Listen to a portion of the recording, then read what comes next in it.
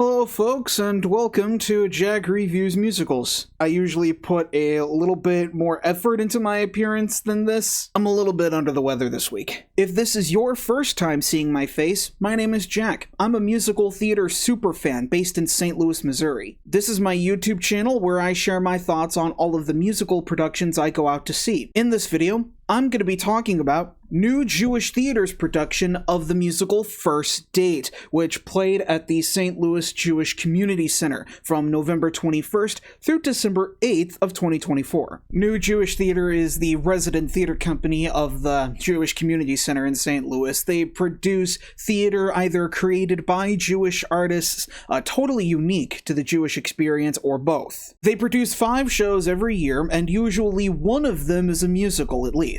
And because their mission is supporting uniquely Jewish work, it makes their shows run an impressive gamut. Beloved shows that everybody knows, all the way down to obscure oddities that nobody talks about, the kind of theater that I have a soft spot for. First Date is one of those shows. First Date is an original musical that was conceived by book writer Austin Winsberg, with songs written by Alan Zachary and Michael Weiner. The show premiered on Broadway in 2013 after an out-of-town tryout in Seattle the previous year. The Broadway production starred TV's Krista Rodriguez and, Zachary Levi.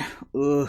The show ran for less than 3/4 of 200 performances, and it never really went anywhere since then. The score never reached a wide audience in the same way that other obscure musicals have. So it was quite bizarre to me that New Jewish Theater's artistic director Rebecca Scallad would want to take a chance on First Date, but after I went out to see it, I can totally see why it didn't really last on Broadway, and why I think that is a good thing. So First Date is set in the present day at a swanky, hipster chic St. Louis restaurant. Austin Winsberg actually encourages in the script that you adapt your production based on your geographic location. Our main characters are Casey and Aaron, 2 people who have been set up on a blind date. Casey is a photographer who works at an art gallery to make ends meet. Casey is very much the rebellious artist type. She was raised by a dysfunctional family that has informed within her a very caustic personality. She's an atheist, fourth-wave feminist who has a history of wrong guys. 5 points if you get that reference. Aaron, on the other hand, is a vastly different story. He's an investment banker whose very traditional Jewish upbringing, as well as a lack of a compassionate mother figure, has left him extremely uptight and quite self-conscious. Not to mention, but this is the first date that he has ever been on in over a year after his arranged marriage ended with his fiancée standing him up at their wedding. Aaron has even kept track of how many days have passed since then, down to the hour. Casey and Aaron were set up on this date by Casey's sister Lauren, whose husband is Aaron's colleague at work. Lauren is perfectly aware of Casey's terrible dating history, so she took it upon herself to meddle into her sister's life by hooking her up with an actual nice guy for once, even though the 2 of them do not know each other, they've never met, and they are seemingly incompatible with each other. And because their personalities are such polar opposites,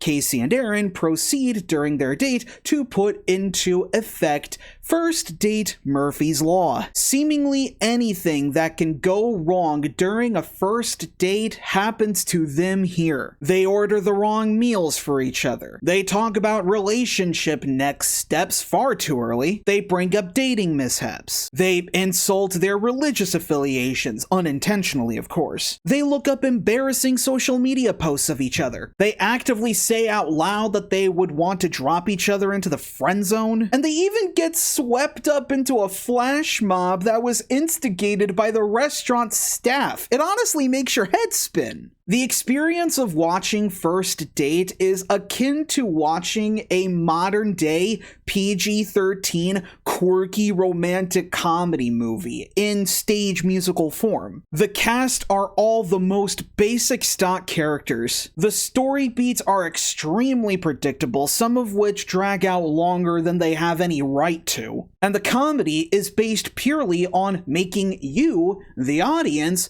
cringe as hard as possible at how our two main characters are total screw-ups. You may as well just call First Date Secondhand Embarrassment the Musical. But for me, what keeps First Date from being insufferable to watch is its heart. Every bad date scenario that Casey and Aaron go through are things that would actually happen in real life. Their reactions embody the anxieties of young people in the dating sphere today, and their progression from feeling trepidation towards each other to a sudden kinship in a matter of hours feels authentic. And the score by Alan Zachary and Michael Weiner is quite good. It's surprisingly very diverse. Hardly any of the show's songs sound the same. There's rock, hip-hop, EDM, club, jazz, klezmer music, and even very tender pop ballads. A lot of the lyrics do rely a bit on shock value, but most of the time they are written with an honesty and respect for authenticity. It definitely makes First Date feel like a musical that was written within the last 15 years. If you in 2024 can stand the thought of listening to Zachary Levi's voice for an hour and a half, I would recommend checking out the cast recording. These songs really are a hoot to listen to. Now that I've given you a bit of context, I want to talk to you a bit about why I think First Date failed on Broadway. First Date, at its heart, is a bottle musical. It takes place in one location, the story plays out in real time, and the production values lend itself to being very small scale, and the material is extremely introspective. During Casey and Aaron's date, there are several pauses in the action where we venture inside of their heads and we hear their innermost thoughts, who are played by 5 actors playing multiple roles. It's an intimate story, one that went from an out-of-town tryout in Seattle all the way to Broadway.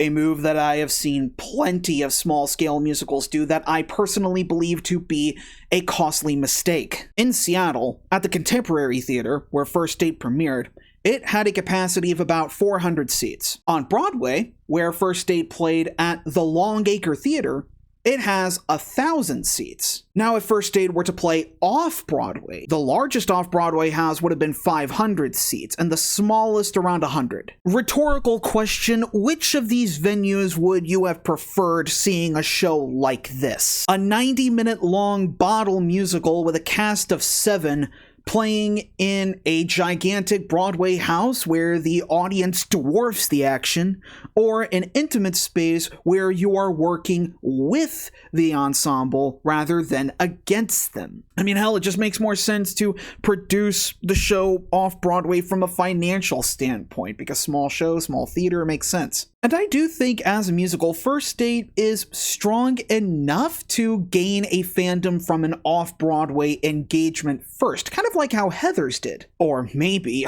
here's a wild idea, instead of wasting millions of dollars on a Broadway transfer banking on stunt casting, First Date could have gotten enough attention downtown to actually invest in a trip down the Great White Way like Avenue Q did. Honestly, I could do a whole video dissecting musicals that should have went off-Broadway and then stayed there. But I'm doing a deep dive into only one, and it's for a regional production of it in St. Louis. So let's actually talk about this, shall we? I bring up venue logistics because New Jewish Theater's permanent home, the St. Louis Jewish Community Center, has a dedicated black box theater, the Wool Studio Theater, which has a capacity of 125 seats. This is the most ideal, perfect, exact right space for a show like First Date. And because New Jewish Theater as a company is so well connected in the theater space and so respected in St. Louis, the production really does justice to the material. Director and choreographer Leanne Matthews crafted a semi-immersive production of First Date. She actually transformed the front row of the Wool Theater space into the restaurant seating area. Any couples who are arriving at the theater are actually encouraged to be seated at the tables in the front row, like they are actually going out on a date at this restaurant. They're greeted by the restaurant's maitre d', brilliantly played by Will Bonfiglio, by the way. The other 4 ensemble members are seated along with them before the show starts, Louis. And the action plays out mingled among the tables for a decent portion of the show. A really great standout moment is when Casey and Aaron are transitioning from drinks to dinner. Will Bonfiglio, as the waiter, does the magic trick of pulling a tablecloth off of one of the audience members' tables without jostling anything, only to reveal another tablecloth underneath that one. And it's little touches like that that make this production really charming. A good chunk of them being the insertion of fun geographical references specific to St. Louis. The audience is configured in the sort of triangular fashion around the restaurant set designed by John Stark. The cast makes use of the center aisle where the audience enters the theater as the restaurant's entrance, which makes it more immersive. The set is 2 tiered platforms, one for the bar and another for the main couple's table where they have dinner. The bar platform has this kitchen door on stage left and the space for the house band on stage right. And the back wall of the set has windows that show the St. Louis skyline outside, complete with the gateway arch. There's ice block windows, wood veneer, gold accents, marbled walls, and teal columns. It really is reminiscent of an upscale restaurant that you would actually see in St. Louis. John Stark created a really involving aesthetic here, as does the lighting design by Denise Chavez, who uses the sconces on the walls and the overhead lights to create a warm glow in the restaurant. And the lights very effectively transition into the more diverse lights of the main couple's inner thoughts, ranging from very cold and very clinical all the way to very flashy and buoyant. And what really elevates this production is Leanne Matthews' staging, which is front-loaded with physical comedy, particularly with the ensemble numbers. The Girl for You is a fantasy sequence that parodies Tevia's Dream and Fiddler on the Roof. The awkward pause has the cast all playing auxiliary instruments, sitting around like they're in the waiting room of the most miserable place on earth. The World Wide Web is Forever has the ensemble playing personifications of social media sites that taunt Casey and Aaron. I'd Order Love is a classic musical theater cabaret flash mob that literally everybody gets involved in, and it's great. The costumes by Michelle Friedman-Seiler and the props by Katie Orr make the transitions between each of the ensemble numbers feel genuinely effortless. They were funny, they were memorable, and they make every character feel distinct, which is important because it's a small cast, and they're playing over a dozen characters. Speaking of,